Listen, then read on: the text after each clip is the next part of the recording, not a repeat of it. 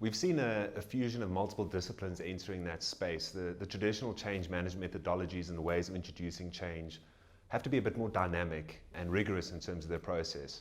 To give an example of those fusion of disciplines, we're seeing a lot more of marketing and advertising injected into the corporate space to really get people's attention, get them excited, and really drive innovation around how active communication and engagement transpires. I think companies also really focused on measurable, tangible returns.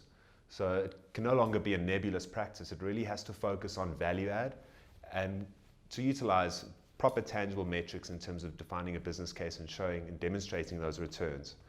We've also noticed how people who are recipients of that change are a lot more focused on their personal circumstances when it comes to change.